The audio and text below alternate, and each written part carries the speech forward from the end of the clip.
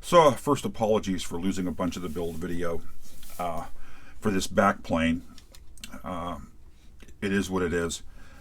So these are reproductions of the original Altair backplane. Each one holds 4 S100 connectors. The jumper links I've used I actually got on Jameco. They are the little jumper links you use in proto boards. I was able to get 1-inch and half-inch ones on Jameco for like 8 cents a link. And with the spacing I got between the boards, these just dropped right in. Worked really well. Saved me trying to strip and form, 200 wire links here. So that worked out really well. I'm still in the midst of soldering on it. I see a solder bridge potentially right there. I'm soldering a couple of rows, checking for shorts, cleaning up any that have happened, because this is just tin-plated copper. Lots of little bits of solder back here. Tin-plated copper, it's really easy to get a solder bridge, and soldering a couple places and then checking makes it a little bit easier. These rails here are off of scrap PCBs. I've got one here that actually I broke a tap off of.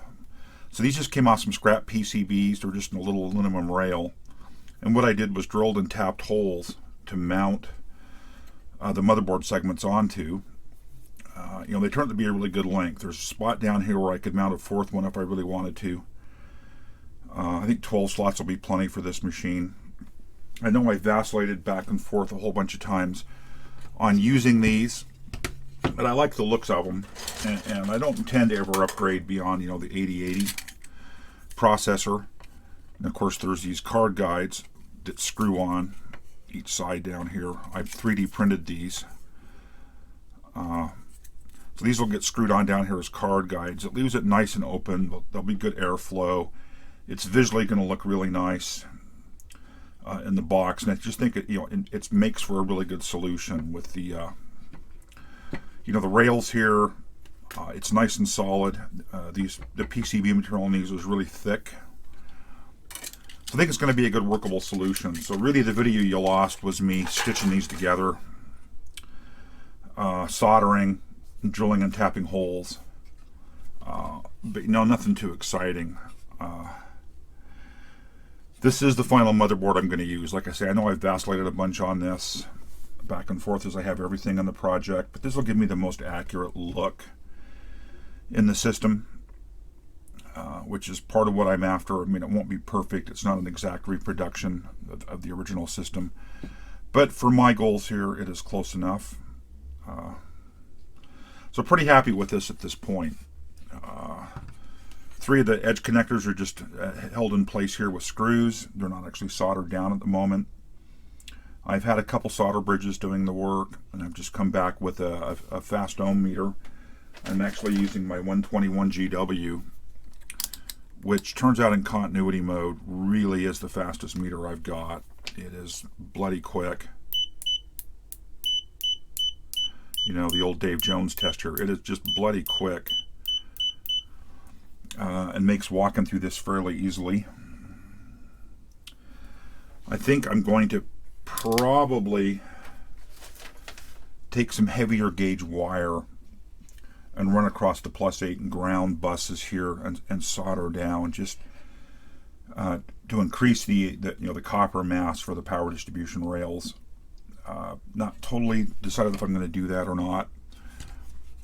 Something else I've seen in the Altair engineering change notices was they actually added ground straps to the ground sides over here that screw down onto the chassis of the machine to increase the ground here. They used flex. I've got some largish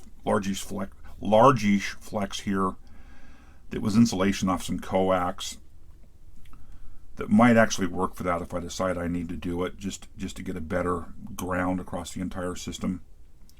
I could also just use some desoldering braid. This braid here is a really good width. It should be pure copper. It would work as well. I'm kind of undecided if I'll need to make those kind of mods. But anyhow, I'm not sure anybody wants to watch me continue to solder here. So nothing too exciting. It's definitely progress. You know, the tapping and drilling on these was done with a hand drill. Nothing is perfectly square. It is what it is. I could have probably broke out my drill press, but I didn't want to have to tear into the storage shed to pull it out. But it's good enough. You know, the screws are all reasonable. They catch the threads well. They torque up well. I did use M4 bolts for this rather than go SAE, just because I needed, you know, it's fairly narrow, and like a 6/32 was a little big in this. It didn't leave a lot of sidewall.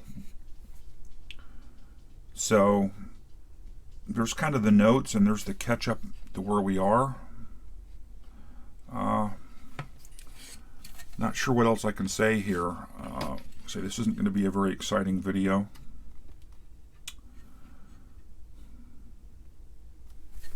You know, I guess with that, rather than record me, like I said before, soldering, super exciting. I'll just wrap this up here with a backplane status update, and I'll see you in the next video.